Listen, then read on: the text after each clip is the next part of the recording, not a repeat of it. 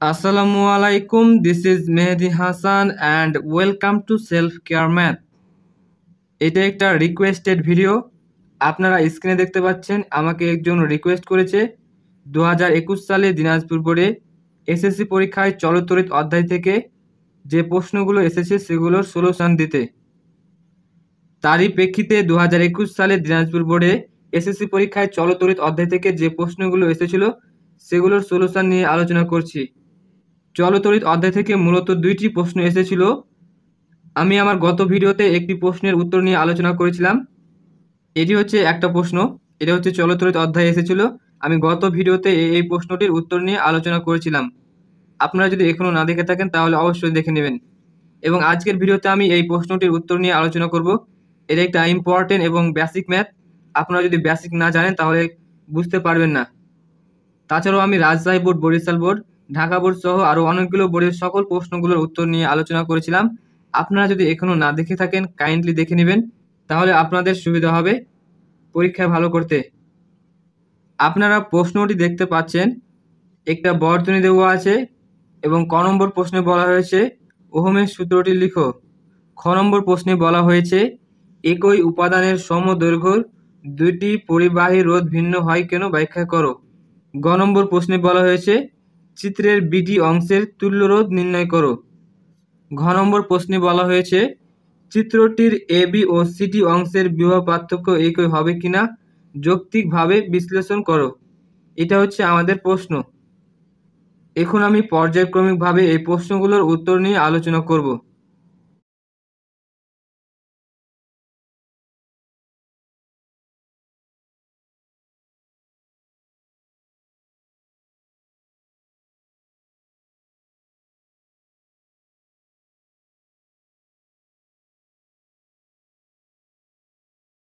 এখন আমি গ নম্বর প্রশ্নটির উত্তর নিয়ে আলোচনা করব। গ নম্বর প্রশ্নে বলা হয়েছে চিত্রের বিডি অংশের তুল্যরোধ নির্ণয় করো। আমরা চিত্র দেখতে পাচ্ছি, এখানে বি এবং এখানে ডি দেওয়া আছে, অর্থাৎ এটুকু হচ্ছে বিডি অংশ। এই অংশের তুল্যরোধ কত হবে সেটা নির্ণয় করতে বলা হয়েছে। এই গ নম্বর প্রশ্নটা একেবারে সিম্পল, আমি জাস্ট আপনাদেরকে করে দিচ্ছি, আপনারা খুব সহজে বুঝতে পারবেন। সো ভিডিওটি শুরু থেকে শেষ পর্যন্ত অবশ্যই দেখবেন আর চ্যানেলটিকে সাবস্ক্রাইব করতে ভুলবেন না, কারণ আমি এরকম হেল্পফুল ভিডিও অবশ্যই বানিয়ে যাব। So let's get started. So গ, আমরা দেখতে পাচ্ছি এই বর্তনীতে রোধগুলোর কোনো নাম দেওয়া নাই, অর্থাৎ কোনটা R1 কোনটা R2 এগুলো দেওয়া নাই, সেজন্য আমরা প্রথমে ধরে নিব। ওকে, মনে করি আমরা হচ্ছে এটাকে R1 দিব, এটাকে R2 দিব।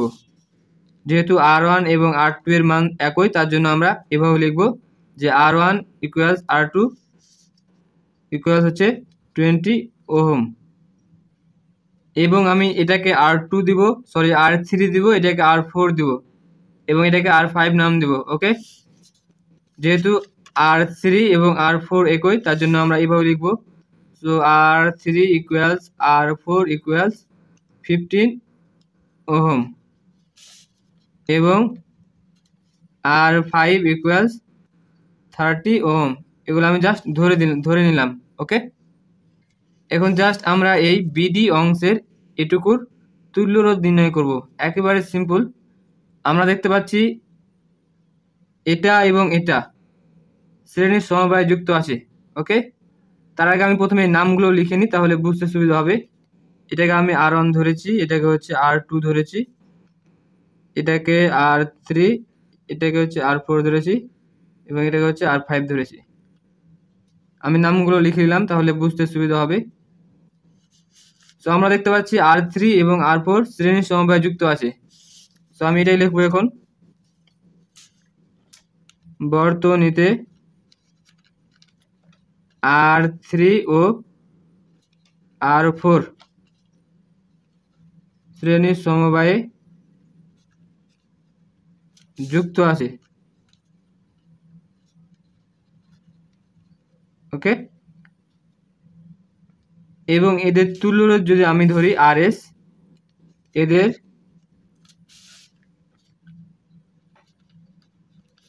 তুল্য রোধ আর এস হলে, যেহেতু এটা শ্রেণীর সমবায়, আর শ্রেণীর সমবায়ের ক্ষেত্রে তুল্যরোধ বের করার নিয়ম হচ্ছে জাস্ট যোগ করতে হবে, তাহলে তুল্যরোধ নির্ণয় করা হয়ে যাবে। সো আমি লিখতে পারি আর S equals R3 plus R4। R3 এর মান ছিল 15, R4 এর মান ছিল 15, সো 15 প্লাস 15 ইকুয়ালস 30 ওহম। ওকে, সো আমরা এই দুইটা থেকে একটা রোধ পেলাম, সেটা হচ্ছে RS, এবং এই RS রোধটা এটার সাথে R5 এর সাথে সমান্তরাল সমবায় যুক্ত আছে। আমি সেটা লিখে দেবো এখন। আবার RS ও R5 সমান্তরাল সমবায়ে যুক্ত আছে। এদের তুল্য রোধ RP1 হলে, আমি এটার নাম দেব RP1, আপনারা যেটা ইচ্ছা সেটা নাম দিতে পারেন, নো প্রবলেম। যেহেতু এটা সমান্তরাল সমবায়, তার জন্য এটা আমরা ভগ্নাংশ আকারে লিখব, অর্থাৎ 1 আকারে লিখব। সো আমরা লিখতে পারি 1 divided by RP1 equals 1 divided by RS plus 1 divided by R5 implies that 1 divided by RP1 equals 1 divided by RS এর মান হচ্ছে আমাদের 30, সো 30 প্লাস 1 বাই R5 এর মান হচ্ছে 30। ওকে, সো 30 বসিয়ে দিলাম। 1 ডিভাইডেড বাই RP1 ইকুয়ালস লসাগু হবে 30, সো একই থাকার কারণে উপরে 1 হবে এবং এখানেও 1 হবে। 1 divided by RP1 equals 2 divided by 30। Okay, এখন জাস্ট আমি উল্টে নেব। So RP1 equals 30 divided by 2, অতএব আমরা পাই RP1 ইকুয়ালস 15 ওহম। সো আমাদের হচ্ছে চিত্রের বিডি অংশের তুল্যরোধ বের হয়ে গেল 15 ওহম। আমি জাস্ট এখন লিখে দেব, অতএব চিত্রের বিডি অংশের তুল্যরোধ 15 ওহম। এটা হচ্ছে আমাদের ঘ নম্বর প্রশ্নের উত্তর। আশা করি আপনারা বুঝতে পেরেছেন। এখন আমি এই ঘ নম্বর প্রশ্নটির উত্তর নিয়ে আলোচনা করব। ঘ নম্বর প্রশ্নে বলা হয়েছে চিত্রটির এ বি ও সিডি অংশের বিভব পার্থক্য একই হবে কিনা যৌক্তিকভাবে বিশ্লেষণ করো।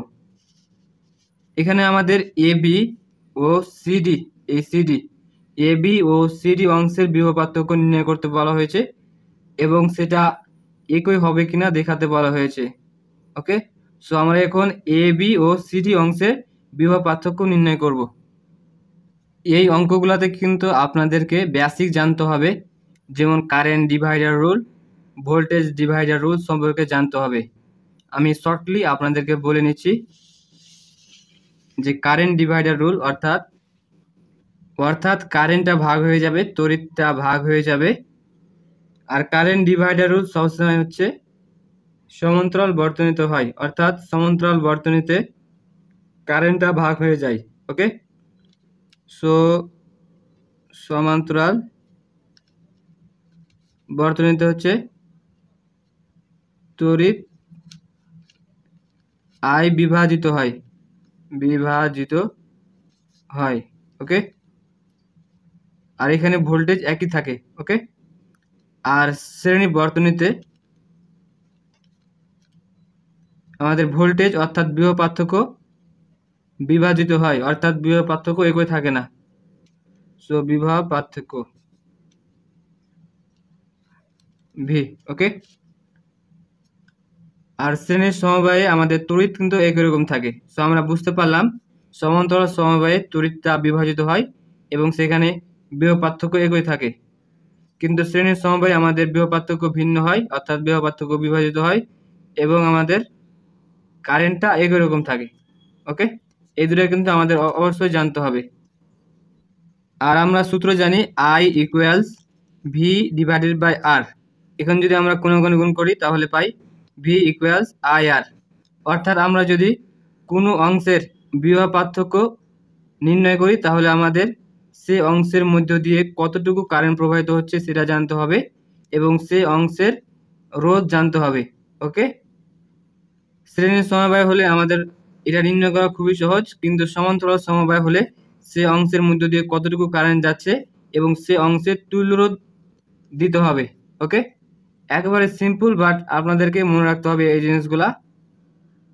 তো চলুন আমরা এই ঘ নম্বর প্রশ্নটির উত্তরের দিকে এগিয়ে যাই। সো ঘ, আর আমাদের এই অঙ্কগুলোতে সবসময় এই বর্তনীতে কতটুকু কারেন্ট আছে অর্থাৎ বর্তনীর মূল প্রবাহ কত সেটা জানা লাগবে, অর্থাৎ আমাদের এখানে কতটুকু কারেন্ট থাকবে এবং সেটা এভাবে প্রবাহিত হবে সেটার মান জানা লাগবে। ওকে, সো আমাদের বর্তনীর মূল প্রবাহ অর্থাৎ I এর মান নির্ণয় করার জন্য আমরা সূত্র জানি I equals V divided by R। এখানে আমাদের V এর মান অর্থাৎ তড়িৎ চালক শক্তি দেওয়া আছে এবং আমাদের R এর মান লাগবে। Rটা হচ্ছে এই বর্তনীর তুল্য রোধ। ওকে, সো এই বর্তনীর আমাদের তুল্য রোধ বের করা লাগবে প্রথমে, এবং তুল্য রোধ দ্বারা এই V কে ভাগ করলে আমাদের I এর মানটা পাওয়া যাবে অর্থাৎ বর্তনীর মূল প্রবাহ পাওয়া যাবে। সো এখন আমরা প্রথমে এই বর্তনীর তুল্য রোধ বের করব। ওকে, সো আমরা কিন্তু গতে পেয়েছি এই অংশের রোধ, এই অংশের তুল্য রোধ পেয়েছি গ হতে, আমরা সেটা লিখে নিব। সো আমরা লিখতে পারি বিডি অংশের তুল্য রোধ, আমরা বিডি অংশের তুল্য রোধ পেয়েছি RP1 ইকুয়ালস 15 ওহম। এখানে আমি লিখে দেব গ হতে পাই, গ হতে পাই। ওকে, এখন আমি এই এবি অংশের তুল্য রোধ বের করব।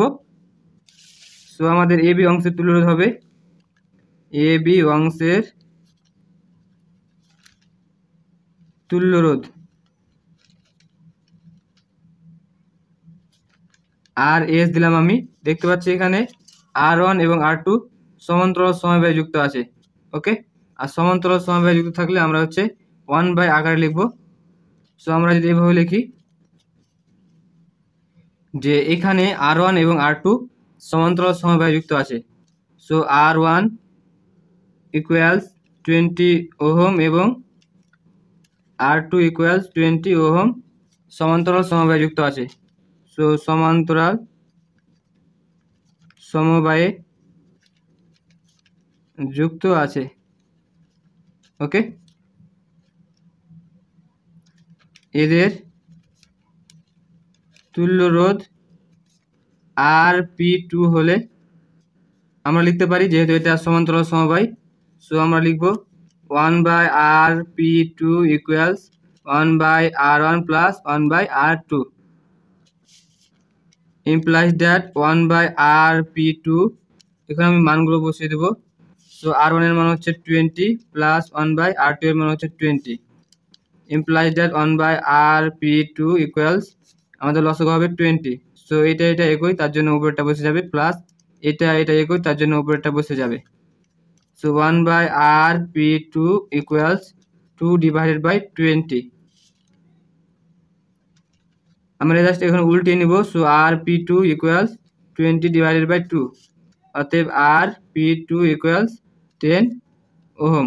সো আমাদের এই অংশের রোধ বের হয়ে গেল, তুল্য রোধ বের হয়ে গেল 10 ওহম। সো আমরা দেখতে পাচ্ছি এটা এই অংশের রোধ তুল্য রোধ এবং এই অংশের তুল্য রোধ শ্রেণীর সমবায়ে যুক্ত আছে। এখন আমি এই দুইটার তুল্য রোধ নির্ণয় করব। সো আমরা লিখতে পারি আবার RP1 ও RP1 ইকুয়ালস 15 ওহম এবং RP2 ইকুয়ালস 10 ওহম পরস্পর শ্রেণী সমবায়ে যুক্ত আছে, শ্রেণী সমবায়ে যুক্ত আছে, যুক্ত আছে। ওকে, এবং এদের তুল্য রোধ দিতে হয়, এদের তুল্য রোধ আমরা যদি R দিই তাহলে আমরা জাস্ট যোগ করে দেব, যেহেতু এটা শ্রেণী সমবায়। So R equals RP1 plus RP2, এখন আমি মানগুলো বসিয়ে দেবো। সো P1 এর মান হচ্ছে 15 আর P2 এর মান হচ্ছে 10, সো যোগ করলে হয় 25 ওহম।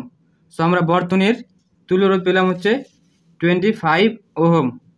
ওকে, এখন জাস্ট আমরা বর্তনীর মূল প্রবাহ নির্ণয় করে নেব, অর্থাৎ আমাদের এই বর্তনীতে কতটুকু কারেন্ট আছে সেটা নির্ণয় করে নেব। সো আমি লিখতে পারি বর্তনীর মূল প্রবাহ I হলে, সো আমি লিখতে পারি I equals V divided by R। So আমি লিখবো এখানে V অর্থাৎ তড়িৎ চালক শক্তি আমাদের দেওয়া আছে 40 ভোল্ট, আর এর মান দেওয়া আছে অর্থাৎ তুল্য রোধ আমরা পাইলাম 25 ওহম। এখন জাস্ট আমি মান বসিয়ে দেবো। সো ভি এর মান হবে 40, আর এর মান হবে 25, সো 1.6 অ্যাম্পিয়ার। সো আমরা আই এর মান পাইলাম অর্থাৎ বর্তনীর মূল প্রবাহ পাইলাম 1.6 অ্যাম্পিয়ার। সো এখানে আমাদের কারেন্ট আছে 1.6 অ্যাম্পিয়ার। ওকে, এখন জাস্ট আমরা এ বি অংশের বিভব পার্থক্য নির্ণয় করব। সো আমরা লিখতে পারি এ বি অংশের বিভব পার্থক্য। ওকে, সো আমরা জানি বিভব পার্থক্য সূত্র ভি ইকুয়ালস আই আর, অর্থাৎ আমরা যদি কোনো অংশের বিভব পার্থক্য নির্ণয় করি তাহলে সেটার মধ্য দিয়ে কি পরিমাণ তড়িৎ প্রবাহিত হচ্ছে সেটা জানা লাগবে, এবং সে অংশের রোধ লাগবে। সেটা যদি সমান্তরাল হয় তাহলে সে অংশের তুল্য রোধ লাগবে। ওকে, আমরা দেখতে পাচ্ছি এখানে এ বি হচ্ছে এই দুইটা রোধ সমান্তরাল সমবায়ে যুক্ত আছে। ওকে, সো আমাদের এখানে বের করতে হবে এটার মধ্যে দিয়ে কতটুকু কারেন্ট প্রবাহিত হচ্ছে। যেহেতু এটা সমান্তরাল সমবায় তার জন্য আমরা এটা তুল্য রোধ নিয়ে কাজ করব। আমি তো এখানে আপনাদেরকে বললাম যদি সেটা সমান্তরাল সমবায় হয় তাহলে সেই অংশে তুল্য রোধ লাগবে। ওকে, আর সেই অংশের মধ্যে দিয়ে কি পরিমাণ তড়িৎ প্রবাহিত হচ্ছে সেটা লাগবে। এখন আমরা যদি দেখি এখানে আমাদের বর্তনীতে মূল প্রবাহ আছে 1.6 অ্যাম্পিয়ার।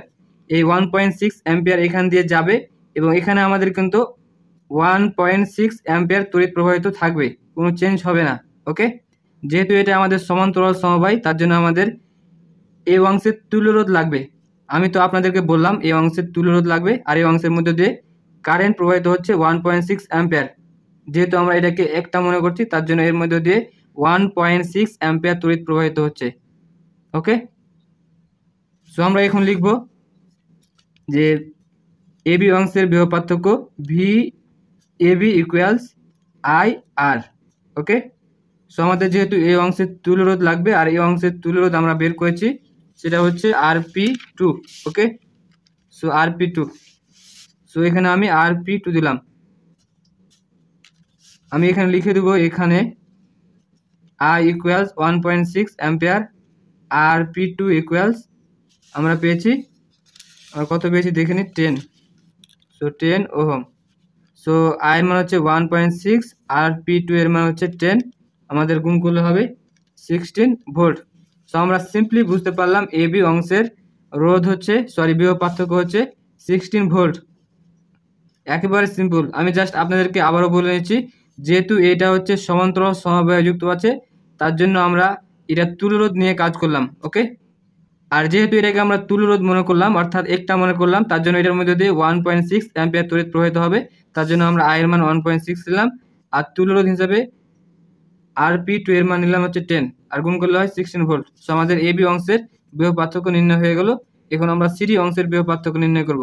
আর সিডি অংশের বিভব পার্থক্য নির্ণয় করে আমি আপনাদেরকে আরো এক্সট্রা দুইভাবে দেখাবো যাতে আপনাদের বেসিকগুলো শেখা হয়। ওকে, আমাদের সিডি অংশের বিভব পার্থক্য নির্ণয়ের জন্য আমাদের এই বিডি অংশের বিভব পার্থক্য নির্ণয় করতে হবে।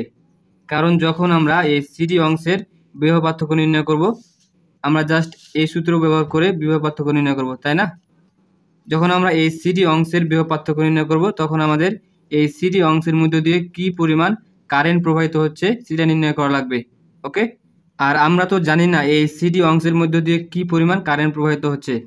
সো আমাদের সিডি অংশের মধ্যে দিয়ে কি পরিমাণ কারেন্ট প্রবাহিত হচ্ছে এটা নির্ণয় করার জন্য আমাদের এই বিডি অংশের ভোল্টেজের প্রয়োজন হবে, কারণ আমাদের এই বিডি অংশের সাথে এই সিডি অংশ সমান্তরালভাবে যুক্ত আছে। ওকে, আমাদের এই পয়েন্টে যতটুকু ভোল্টেজ থাকবে আমাদের সিডি পয়েন্টে কিন্তু সেই ভোল্টেজ যাবে। ওকে, যদিও আমাদের এই ভোল্টেজটা বিভাজিত হবে যেহেতু এই দুটো শ্রেণীর সমবায় যুক্ত আছে। সো প্রথমে আমরা এই বিডি অংশের এই বিডি অংশের ভোল্টেজটা নির্ণয় করব এবং সেই ভোল্টেজ ব্যবহার করে আমরা সিডি অংশের মধ্য দিয়ে কি পরিমাণ কারেন্ট প্রবাহিত হচ্ছে সেটা নির্ণয় করব এবং ফাইনালি আমরা ভি ইকুয়ালস আইআর সূত্র ব্যবহার করে আমরা সিডি অংশের বিভব পার্থক্য নির্ণয় করতে পারবো। একেবারে সিম্পল। সো প্রথমে আমরা এখন এই বিডি অংশের বিভব পার্থক্যটা নির্ণয় করি। ওকে, সো আমরা লিখতে পারি যে বিডি অংশের বিভব পার্থক্য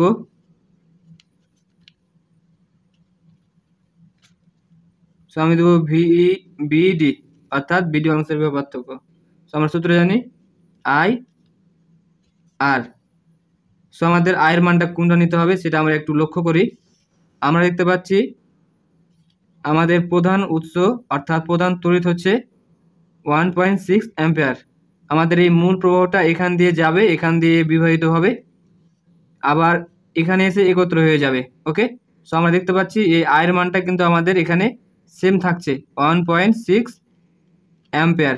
সো আমরা এখানে আয়ের মানটা বসাবো 1.6 ampere. So I equals 1.6 ampere এবং আর এর মান হিসেবে আমরা বসাবো এই বিডি অংশের তুল্যরোধ।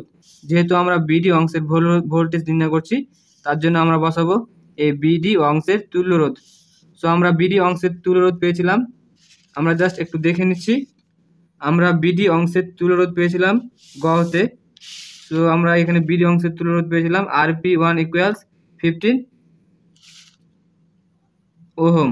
সো আমরা বিডি অংশের তুল্যরোধটা বেছে দেবো এখন। সো আমরা লিখতে পারি RP1 আর এখানে লিখবো আমরা এখানে I equal 1.6 ampere, RP1 equals 15 ohm. এখন জাস্ট আমি মানগুলো বসিয়ে দেবো। সো 1.6 ইন্টু হচ্ছে 15, সো আমাদের গুণ করলে হয় 24 ভোল্ট। সো আমরা সিম্পলি দেখতে পাইলাম যে এই অংশের ভোল্ট হচ্ছে 24 ভোল্ট, অর্থাৎ আমাদের এই 24 ভোল্ট এই অংশে থাকবে এবং এই অংশে থাকবে। ওকে, এখন জাস্ট আমরা এই 24 ভোল্ট ব্যবহার করে এই অংশের মধ্যে দিয়ে কি পরিমাণ তড়িৎ প্রবাহিত হচ্ছে সেটা নির্ণয় করে নেব।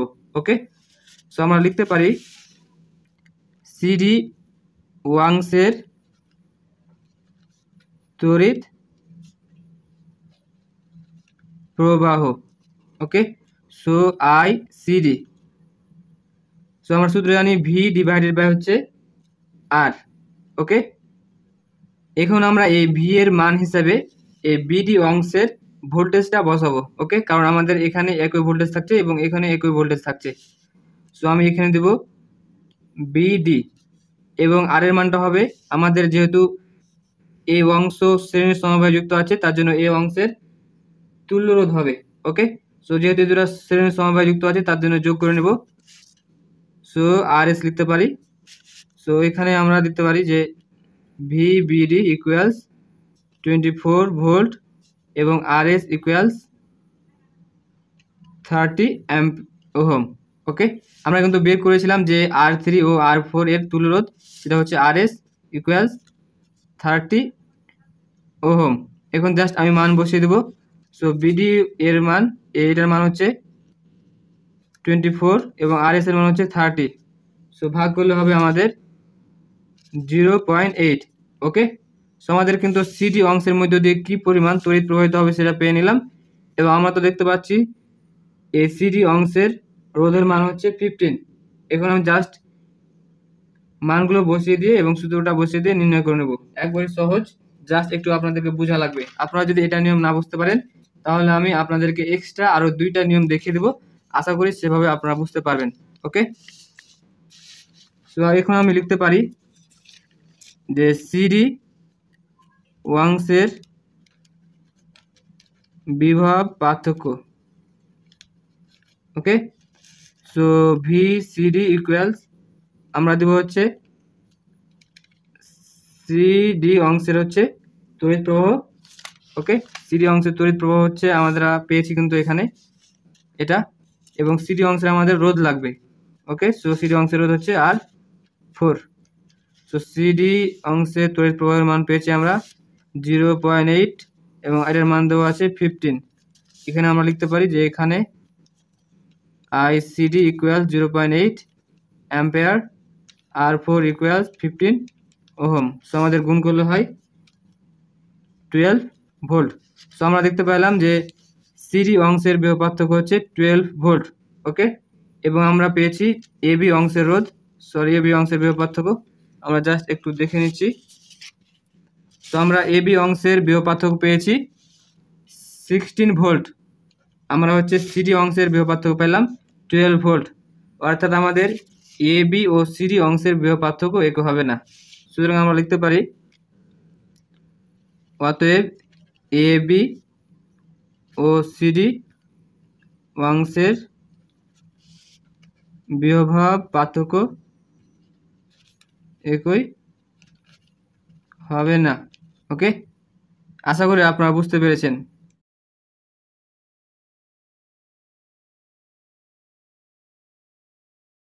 আপনারা যদি এইভাবে না বুঝতে পারেন তাহলে আমি আপনাদেরকে একটু ডিফারেন্টভাবে বুঝিয়ে দিচ্ছি, আশা করি সেভাবে বুঝতে পারবেন। এখন আমি আপনাদেরকে আরও 2টি ভাবে বুঝিয়ে দেব। সো আমরা কিন্তু এই সিডি অংশের বিভব পার্থক্য নির্ণয় করা দেখিয়ে দেবো। এবি অংশের বিভব পার্থক্য নির্ণয় করা একই রকম। এখন আমি জাস্ট সিডি অংশের বিভব পার্থক্য নির্ণয় করে দেখিয়ে দেবো দুইভাবে। ওকে, সো ভিডিওটি কিন্তু আপনারা শুরু থেকে শেষ পর্যন্ত দেখবেন, তাহলে চলতরিৎ অধ্যায়ের মূল জিনিসগুলো জানতে পারবেন।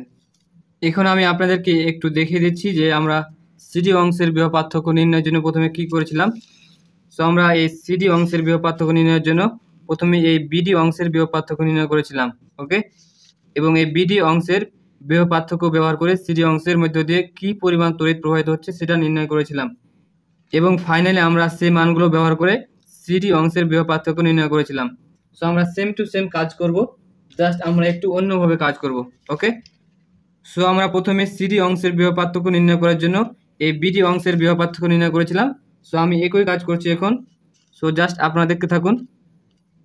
সো বিডি অংশের বিভব পার্থক্য, ওকে, বিভব পার্থক্য এটা কিন্তু আমাদের ডিফারেন্ট ওয়ে, অনেকে আবার বুঝতে পারবে না, তখন হচ্ছে এই পুরোটুকু লিখে নেবে।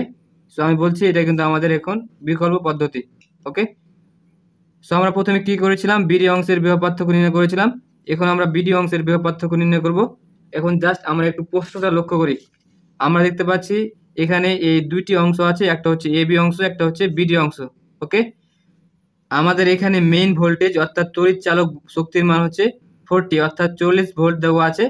এখন যদি আমরা একটু ডিপলি চিন্তা করি তাহলে আমরা বুঝতে পারি এই 40 ভোল্ট আমাদের এ বি অংশে এবং এই বিডি অংশে থাকবে। ওকে, অর্থাৎ আমাদের এ বি অংশের ভোল্ট এবং বিডি অংশের ভোল্ট যদি যোগ করি তাহলে আমাদের এই মোট 40 ভোল্ট পাওয়া যাবে। যেহেতু আমরা এখন এই বিডি অংশের ভোল্টেজ অর্থাৎ বিভব পার্থক্য নির্ণয় করব, তার জন্য আমরা এই 40 ভোল্ট থেকে আমরা এই এবি অংশের ভোল্টেজটা বিয়োগ করে দেব। আশা করি আপনারা বুঝতে পারছেন। আমি আবারও বলে নিচ্ছি, আমাদের এই 40 ভোল্ট হলো এবি অংশের ও বিডি অংশের মোট ভোল্টেজের যোগফল। ওকে, যেহেতু আমরা এই বিডি অংশের ভোল্টেজের পরিমাণ নির্ণয় করব, তার জন্য আমরা এই 40 ভোল্ট থেকে এবি অংশের ভোল্টেজটা বিয়োগ দেব। ওকে, তাহলে আমাদের এই বিডি অংশের ভোল্টেজটা নির্ণয় হয়ে যাবে। আমরা এভাবে না করে আমরা এভাবে করব। ওকে, আশা করি আপনারা বুঝতে পারছেন। সো আমরা লিখতে পারি এখানে যে বিডি অংশের বিভব পার্থক্য ভি বিডি ইকুয়ালস আমাদের 40 থেকে বিয়োগ দিতে হবে। সো এটা আমাদের প্রধান অর্থাৎ তড়িৎচালক শক্তি, আমরা বাদ দিব এটুকু, আর এটুকু আমরা বের করেছিলাম এবি অংশের ভোল্টেজ 16। সো আমরা বিয়োগ দিব এবি অংশের voltage, so V AB. So আমাদের এখানে এটার মান হবে 40 এবং এটার মান পেয়েছিলাম আমরা 16। ওকে, সো আমাদের বাদ দিলে হবে এখানে 24 ভোল্ট। সো আমরা এখানে বিডি অংশের বিভব পার্থক্য পেয়ে নিলাম। আমরা এখানেও কিন্তু যে বিডি অংশের বিভব পার্থক্য পেয়েছিলাম 24 ভোল্ট, আমরা সেম কিন্তু এখানে পাইলাম। ওকে, এখন সিমিলারলি আমি এই অংশটুকু একইভাবে করব। সো আমি লিখে দেবো আবার সিডি অংশের তড়িৎ প্রবাহ। ওকে, আমরা সেম টু সেম এখন এই জিনিসগুলো লিখে দেবো, তাহলে হয়ে যাবে। আমাদের জাস্ট এই অংশটুকু একটু ভিন্ন ছিল, না হলে আমাদের সবই কিন্তু একই, আমাদের এই জিনিসগুলো সবই একই।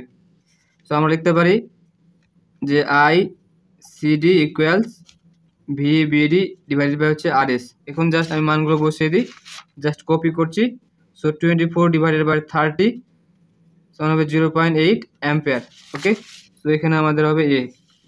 এখন জাস্ট আমরা লিখে দেব সিমিলার টু বিফোর। সো আমাদের সিডি অংশের বিভব পার্থক্য হবে, সো সিডি অংশের বিভব পার্থক্য আমরা সূত্র জানি V equals I R. So CD অংশের মধ্য দিয়ে আই সিডি পরিমাণ কারেন্ট প্রবাহিত হচ্ছে এবং সিডি অংশের বিভব পার্থক্য হচ্ছে আর4। ওকে, সো এখানে সিডি, সো সিডি অংশের বিভব পার্থক্য হচ্ছে কারেন্ট হচ্ছে 0.8 এবং আর4 এর মান হচ্ছে 15 ওহম। এখন গুণ করলে হয় আমাদের 12 ভোল্ট। ওকে, সো আমরা সিডি অংশের বিভব পার্থক্য পেলাম 12 ভোল্ট এবং আমরা পেয়েছি এবি অংশের বিভব পার্থক্য 16 ভোল্ট। সো আমরা বুঝতে পারলাম যে চিত্রটি এবি ও সিডি অংশের বিভব পার্থক্য একই হবে না। সো আমাদের আগে যে পদ্ধতিটি ছিল সেটার চাইতে এটি একটু খালি ডিফারেন্ট, নাহলে কিন্তু আমাদের সবই কিন্তু একই। সো এখন আমি আপনাদেরকে সবচেয়ে সহজ পদ্ধতি দেখিয়ে দেব। আমি আশা করছি ইনশাআল্লাহ এই পদ্ধতি ব্যবহার করে আপনারা অঙ্কটি খুব সহজে বুঝতে পারবেন। এটা হচ্ছে আমার চ্যালেঞ্জ। আমি এখন যে পদ্ধতিটি আপনাদেরকে দেখিয়ে দেবো এটা খুবই সহজ, মারাত্মক সহজ। ওকে, তো চলুন আমরা এখন বিকল্প পদ্ধতিটি দেখে আসি।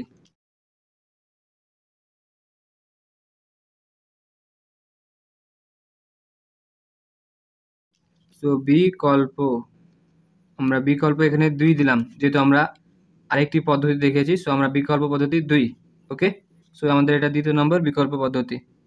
সো আমরা যদি এখন প্রশ্নটা একটু লক্ষ্য করি তাহলে আমরা দেখতে পাচ্ছি এই আমাদের মূল প্রবাহ এখান দিয়ে যাবে এবং এখানে বিভাজিত হবে। ওকে, এবং আমার এখানে এসে একত্রিত হবে। ওকে, অর্থাৎ আমাদের এখানে আয়ের মানটা যত ছিল এখানে কিন্তু আয়ের মান তত, অর্থাৎ এখানে আমাদের আয়ের মানটা হচ্ছে 1.6 অ্যাম্পিয়ার। ওকে, সো এখানে কিন্তু আমাদের আয়ের মানটা দুই ভাবে বিভাজিত হবে, এক ভাগ যাবে এদিকে, এক ভাগ যাবে এদিকে। ওকে, সো যেহেতু আমাদের এখানে আয়ের মানটা দুই ভাবে বিভাজিত হবে অর্থাৎ দুই ভাগ হয়ে যাবে, সো এখানে আমাদের আয়ের মানটা হবে 1.6 divided by 2। Okay, equals 0.8 ampere. So আমরা বুঝতে পারলাম আমাদের এখানটার মধ্য দিয়ে 0.8 অ্যাম্পিয়ার তড়িৎ যাবে। আর আমরা প্রথমে শিখেছি শ্রেণী বর্তনীতে এই তড়িৎ প্রবাহের মানটা পরিবর্তিত হয় না। ওকে, অর্থাৎ আমরা যে এখানে 0.8 অ্যাম্পিয়ার তড়িৎ প্রবাহ পাবো সেটা কিন্তু আমাদের এটার মধ্য দিয়ে প্রবাহিত হবে, অর্থাৎ এটার মধ্য দিয়ে আমরা 0.8 অ্যাম্পিয়ার তড়িৎ প্রবাহ পাবো।